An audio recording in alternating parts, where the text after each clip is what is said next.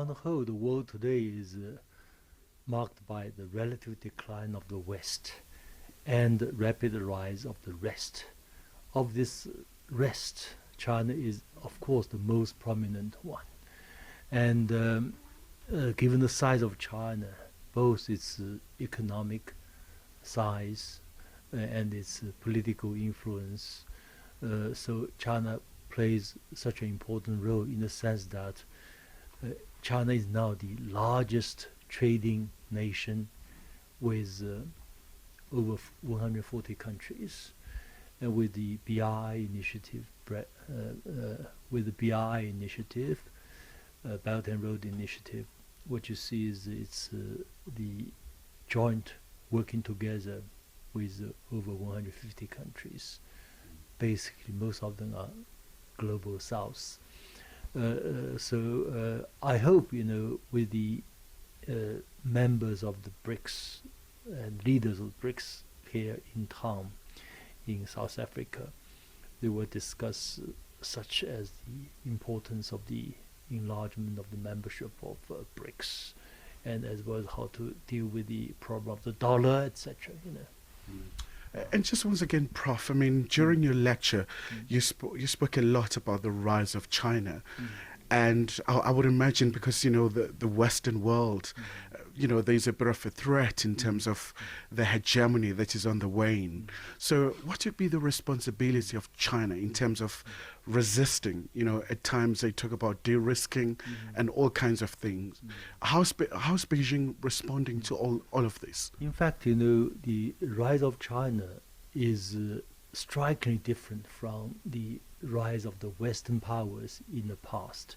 Virtually all major Western powers rose to their status as a powerful country or countries, mainly through wars, through all kinds of plunders, colonizations. China did not adopt that approach. China rise is peaceful, so this is already a remarkable achievement. As for sanctions against China, so-called de-risking or decoupling, indeed, China is not afraid of that. For one thing, China is now the largest trading partner with over 140 countries.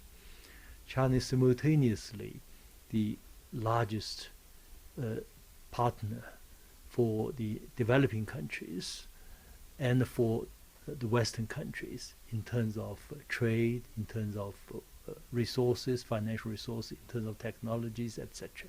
So this is really a kind of situation which, as I said in my lecture, if the United States wants to isolate China, the United States will be isolated. And just before I let you go, Prof, this BRICS summit comes at a critical time, the geopolitical shifts and far-reaching implications from Russia-Ukraine conflict. Do you think the summit will rise to the occasion in terms of responding to these challenges? I hope that the Western powers will see the world has already changed. So this BRICS summit is a symbol of that. The rise of the rest. From this Ukrainian crisis, you can see, as I mentioned in my lecture, United States launched a currency war against Russia, and Russia turned this currency war into what in Chinese call the war between goods and the money. Russia has goods, United States has money, but your money cannot buy our goods. So this sends a very important message. All these goods are in the global south, or most of the goods are in the global south. If you look at the trade surplus last year, number 1, China, number 2, Russia, despite sanctions, number 3, Saudi Arabia. Most of these are developing countries. They have goods, they have natural resources, they have manufacturers, they have everything. Maybe United States has a lot of services and monetary, all kinds of products, but in this time global crisis, in the time of crisis, you will see the value of tangible goods, resources. They are so important, and so they have to respect global south and demand of the global south. Otherwise, the global south will not by their aggressive approach to the global south.